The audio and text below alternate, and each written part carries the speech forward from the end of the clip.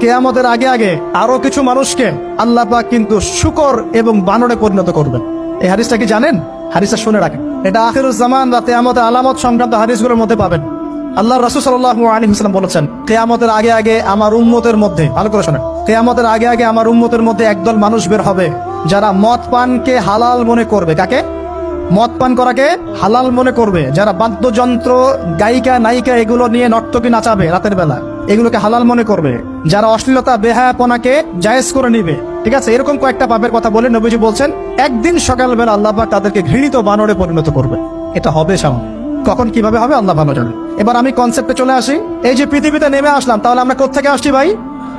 আমরা কি পৃথিবীর অধিবাসী ছিলাম? আমরা জান্নাতে ছিলাম, ওখান থেকে আল্লাহ পাক পাঠিয়েছে।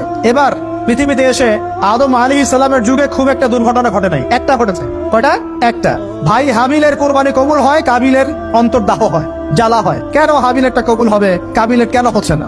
এই হিংসার বশবর্তী হয়ে কাবিল হাবিলকে হত্যা করে ফেলে। হত্যা করে লাশটা দাফন করার পদ্ধতিও তার জানা ছিল না। আল্লাহ কাককে পাঠালেন, কাককে দেখে সে শিখলো। প্রথম দুর্ঘটনা হচ্ছে হাবিল কাবিলের দুর্ঘটনা। বলে রাখি, আজকেও নিজের ভাইয়ের বেশে বহু কাবিল মুসলিম সমাজের মধ্যে ঘুরে বেড়ায়। নিজের ভাইয়ের লেবাসে, পোশাকে, সুরতেই বহু কাবিল এখনো কিন্তু মুসলিম সমাজে ঘুরে বেড়ায়। তো আমরা কাবিলদেরকে কাবিলের পরিণতি সম্পর্কে সচেতন করতে চাই।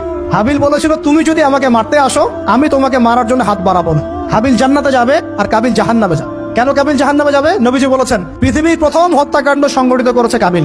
এই কারণে পৃথিবীতে যত খুন হবে, সমস্ত খুনের পাপের একটা অংশ কাবিলের আমলনামায় যোগ করা হবে। বলে নাউজুবিল্লাহ। একটা কথা মনে রাখবেন, সদকায়ে জারিয়া যেমন আছে, গুনাহে জারিয়াও আছে। একটা মদের দোকান দিয়েছেন, যত মানুষ মদ খাচ্ছে, সমস্ত গোনার একটা অংশ আপনার কাঁধে আসছে।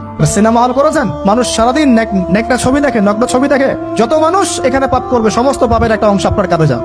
আবার একটা মাদ্রাসা করেছেন, যত মানুষ এখানে দ্বীনি ইলম শিখবে, এই নেকির একটা অংশ আপনি পাবেন ইনশাআল্লাহ। মরে গেলেও কবরে পাবেন ইনশাআল্লাহ। আল্লাহ পাক আমাদের সবাইকে সদকায়ে জারিয়া করার তৌফিক দেয়, গোনাহে জারিয়া থেকে বাঁচিয়ে রাখুন। খুব খেয়াল রাখবেন, আল্লাহ পাক আমাদের হেফাজত করুন বলি আমিন। এবার ওই যুগ শেষ, নূহ আলাইহিস সালামের যুগ। এই যুগে আল্লাহর একই সুন্নত, নূহ আলাইহিস সালাম 950 বছর দাওয়াত দিলেন, 40টা বা 80টা পরিবার ইসলাম কবুল করেছে, বাকিরা করে নাই। যারা করে নাই আল্লাহ পাক তাদেরকে ডুবিয়ে মারলেন, যারা করেছে আল্লাহ পাক উদ্ধার করলেন। সোজা কথা, আজকে সারা পৃথিবীতে যত মানুষ আমরা বেঁচে আছি না, আমরা কোনো না কোনো ভাবে ওই 80 পরিবারের সদস্য। আমরা ভাই ভাই, আমরা ওই ফ্যামিলি, 80 ফ্যামিলির অন্তর্ভুক্ত। কিরকম করে? নূহ আলাইহিস সালামের 4 সন্তান ছিল। কয় সন্তান?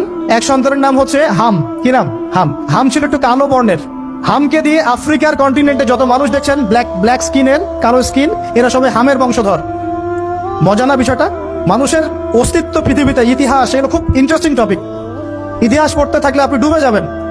কত কিছু বিশ্ব হয়েছে আর কত কিছু হবে সামনে।